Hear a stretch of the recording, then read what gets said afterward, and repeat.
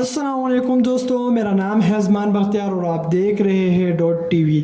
دوستوں، انسان کو اللہ تعالیٰ نے ایک مخصوص وقت کے لیے اس دنیا میں بھیجا ہے۔ قرآن کریم میں ارشاد ہے، کل نفس ذائقۃ الموت، بے شک ہر متنفس کو موت کا مزہ چکھنا ہے۔ دنیا میں آیا یہ انسان اپنا کچھ وقت یہاں گزارتا ہے اور پھر وہ اس دنیا کو چھوڑ کر چلا جاتا ہے۔ جاتے وقت لوگ اپنی آخری خواہش چھوڑ جاتے ہیں، جسے ہماری زبان میں وصیت کا نام دیا جاتا ہے۔ دنیا میں مرے گئے کچھ لوگوں نے اپنی ایسی وصیتیں چھوڑی جسے سن کر انسان حیران رہ جاتا ہے۔ ایسی ایک کہانی جس کے کردار کا نام جانی بینتھم ہے۔ جانی بینتھم 15 فروری 1748 کو ہینڈج سٹی آف لندن UK میں پیدا ہوئے اور ان کا خاندان ایک رائل فیملی سے تھا۔ جانی بینتھم نے اپنی ابتدائی تعلیم UK سے ہی حاصل کی اور اس کے بعد انہوں نے یونیورسٹی کالج آف لندن میں بطور لیکچرر اپنا عہدہ سنبھالا۔ جانی بینتھم اخلاقیات کے استاد تھے اور انہوں نے اخلاقیات میں بہت سی کتابیں لکھی، لیکن مرتے وقت انہوں نے ایک وصیت کی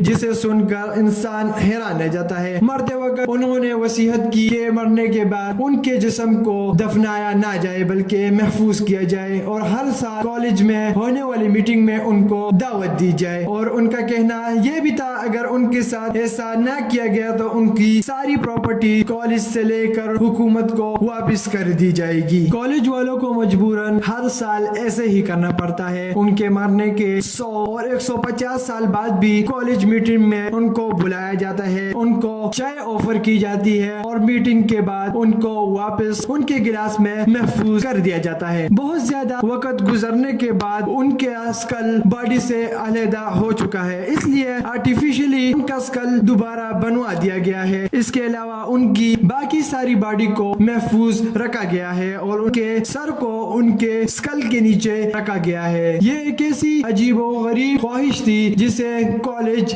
اب تک پوری کر رہا ہے۔ تو دوستو، یہ تھی جانی بینتھم کی کہانی۔ ویڈیو کے آخر میں آپ دوستوں سے گزارش ہے، اگر آپ نے ابھی تک ہمارا ڈاٹ ٹی وی سبسکرائب نہیں کیا تو اسے سبسکرائب کر لے